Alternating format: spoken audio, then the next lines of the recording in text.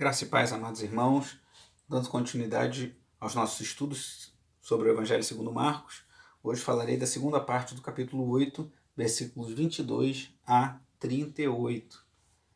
Aqui há alguns relatos muito interessantes que nos revelam acerca da identidade de Jesus, do sofrimento de Jesus e do discipulado de Jesus. Mas antes eu quero concentrar a atenção no primeiro episódio desse trecho, quando Jesus cura um cego em Betsaida. Algumas pessoas trazem um cego a Jesus, muito semelhante à cura do surdo, no capítulo 7, que algumas pessoas levaram aquele homem até Jesus para que fosse curado. E esse cego é trazido a Jesus, e Jesus tem todo um processo ali, diferente de outras curas que ele opera. E um pouco semelhante também à cura do surdo, que tinha dificuldade para falar.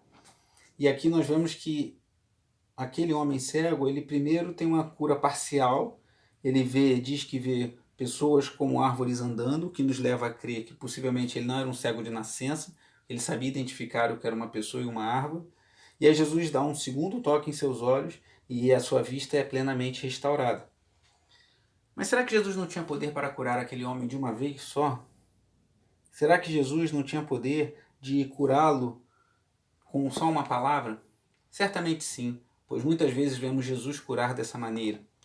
Agora aqui, o nosso Senhor queria nos trazer algum ensinamento. Alguns estudiosos entendem, e eu acho muito interessante, que aqui Jesus está mostrando que a semelhança daquele cego que foi curado em etapas, os seus discípulos estavam crescendo, estavam tendo a sua vista cada vez mais clareada para entender quem era Jesus. Isso fica muito claro no que eu vou falar um pouquinho mais à frente. Mas aqui, nessa cura maravilhosa, nós vemos Jesus dando vista a um cego.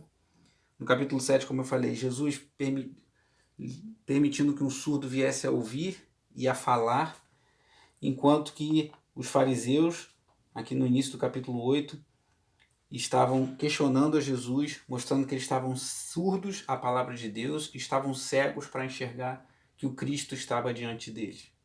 Então é curioso como esses episódios todos estão emoldurados por essas duas curas, de um surdo e possivelmente gago e de um cego, mostrando que Jesus veio trazer a cura para a surdez, a cura para a cegueira e também a cura para a surdez espiritual, pois podemos ouvir a palavra de Deus e reconhecer que Jesus é o Cristo, e também para a cegueira espiritual, pois podemos enxergar claramente que Ele é o nosso Senhor.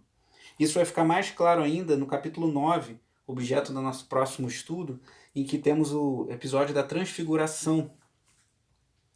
A visão nítida é associada à transfiguração de Jesus, no capítulo 9, diz o Grant Osborne, como uma antecipação da sua ressurreição. Eles recebem, os discípulos ali, no caso Pedro, Tiago e João, uma visão clara de quem Jesus é de fato.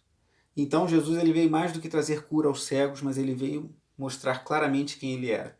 E aí, a partir do versículo 27 do capítulo 8, nós vemos ali muito claro a identidade de Jesus, o sofrimento de Jesus e o discipulado de Jesus.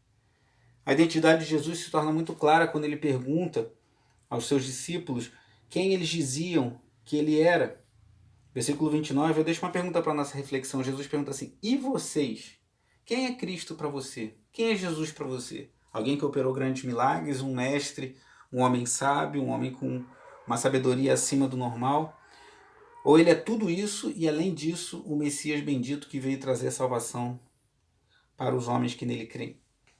Aqui Pedro responde de forma maravilhosa que ele era o Cristo, então fica clara a identidade de Jesus. E aí na sequência nós vemos o sofrimento de Jesus, ele prevendo todo o sofrimento que passaria. E aí é um episódio muito conhecido e muito curioso em que Pedro repreende Jesus e ele é fortemente repreendido pelo Senhor. Jesus responde a Pedro: para trás de mim, Satanás, você não pensa nas coisas de Deus, mas nas dos homens. Possivelmente Pedro ali se deixou levar pelo pensamento judaico corrente na época de que o Messias ele viria com grande poder militar, fazendo grandes reformas e libertando os judeus do jugo do Império Romano. E aí ele quis livrar Jesus do que ele tinha predito que sofreria, e Jesus o repreende severamente, dizendo que Pedro estava pensando não nas coisas de Deus, mas nas dos homens. E aí, para a nossa leitura complementar, eu deixo Colossenses 3, um capítulo belíssimo dessa epístola de Paulo, em que ele no início fala que devemos pensar nas coisas lá do alto. Então, como cristãos, devemos ter uma visão espiritual da vida. E Pedro aqui, embora logo antes tivesse feito uma afirmação belíssima, dizendo que Jesus era o Cristo, ele aqui é repreendido por Jesus por não pensar nas coisas de Deus, mas nas dos homens. E aí depois de revelar a identidade de Jesus, versículos 27 a 30, e o sofrimento de Jesus, versículos 31 a 33, por fim, Cristo revela o que significa ser um discípulo de Jesus e fala que nós também devemos carregar a nossa cruz. E é um texto duro que alguns podem achar chocante, Jesus falando que temos que negar a nós mesmos, e no final, no versículo 38, ele fala: o Filho do Homem se envergonhará dele quando vier na glória de seu Pai com os santos anjos, daquele que se envergonhar de Cristo e das suas palavras. Que palavra dura, irmãos! Então, após falar da identidade de Jesus, do sofrimento de Jesus, agora Jesus fala de forma muito firme do sofrimento dele. Mas há dois aspectos que eu queria chamar a nossa atenção aqui, irmãos. Primeiro é uma promessa.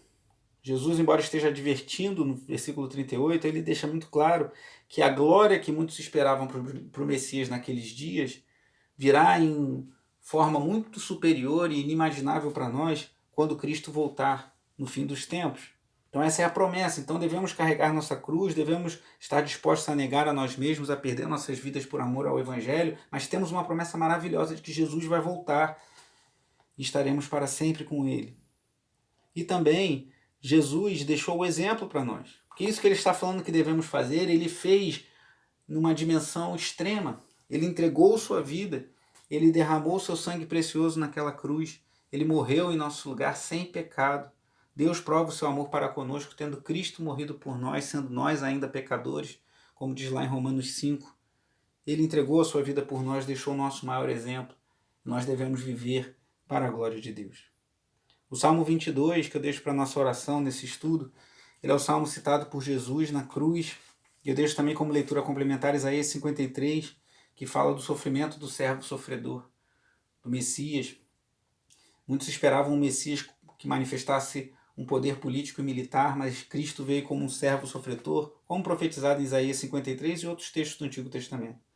E no Salmo 22, que Jesus depois cita na cruz, lá na frente desse salmo, no versículo 30, diz assim: a posteridade o servirá, gerações futuras ouvirão falar do Senhor, e a um povo que ainda não nasceu proclamarão seus feitos de justiça, pois ele agiu poderosamente. Em Cristo, na sua humilhação, na sua morte, na sua obediência até a morte, morte de cruz, Deus agiu poderosamente, trazendo uma maravilhosa salvação para nós.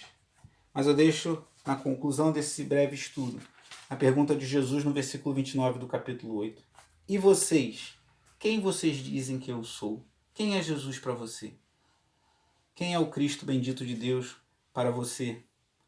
Que o Senhor nos dê uma plena revelação, que Deus cure nossa surdez espiritual, nossa cegueira espiritual, para que possamos entender a sua palavra e enxergar claramente quem é o nosso bendito Salvador.